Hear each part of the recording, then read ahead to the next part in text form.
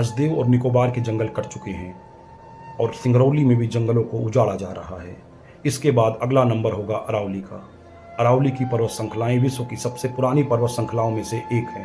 ये पर्वत श्रृंखलाएं 700 किलोमीटर में फैली हुई हैं और इसका फैलाव गुजरात, राजस्थान, हरियाणा और दिल्ली तक है।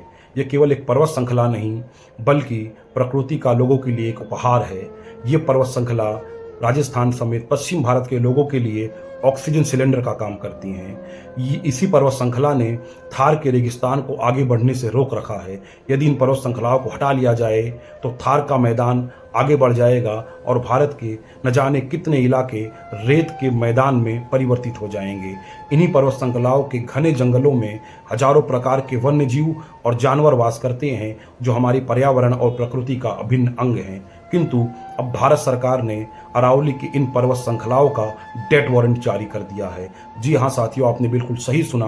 भारत सरकार अब सिंगरौली, हसदेव और निकोबार की तरह अरावली में भी खनन और जंगलों के काटने और उजाड़ने की अनुमति देने जा रही है, क्योंकि भारत सरकार के पर्यावरण मंत्रालय ने सर्वोच्च न्यायालय में अरावली के पर्वतों की नई परिभाषा तय कर दी, जिसके तहत 100 मीटर से ऊंचे पहाड़ ही अरावली के पर्वत माने जाएंगे और उससे जितने भी छोटे पहाड़ हैं वो अरावली के पर्वत नहीं माने जाएंगे और उनमें खनन हो सकता है, वहाँ के जंगल काटे जा सकते हैं। अब आप ये जानकर चौंक जाएंगे कि अरावली के जो पर्वत हैं उनमें केवल 10% ही ऐसे पहाड़ हैं जो 100 मीटर से ऊंचे हैं, यानी कि अरावली के 90% पहाड़ों में, पर्वतों में अब खनन किया जाएगा, वहाँ के जंगल उजाड़े जाएंगे, वहाँ के जंगल काटे जाएंगे और वन्य जीवों को नष्ट किया जाएगा।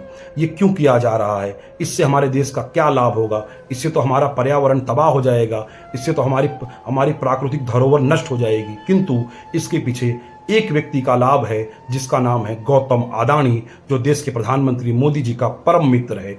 उसी के हित के लिए हसदेव काटा गया, उसी के हित के लिए निकोबार उजाड़ा गया, उसी के हित के लिए सिंगरौली में जंगल तबाह किए जा रहे हैं और उसी के हित के लिए अब अरावली की नई परिभाषा तय कर दी गई है, जिसके तहत अब अरावली के पहाड़ों में भी खनन किया जाएगा और उनके जंगलों को भी उजाड़ा जाएगा। ये पर्वत और ये जंगल आदिवासी समुदाय के लिए केवल रोजगार और आजीविका नहीं बल्कि उनके लिए ये पूजनीय है, वो इनकी पूजा करते हैं। किंतु मोदी जी के लिए व्यापार से बड़ा कोई धर्म नहीं है। आइए हम पर अरावली को बचाने के लिए आवाज़ उठाएं। यदि आप अरावली को बचाने के अभियान में जुड़ना चाहते हैं तो स्क्रीन पे दिए नंबर पर मिस कॉल करें।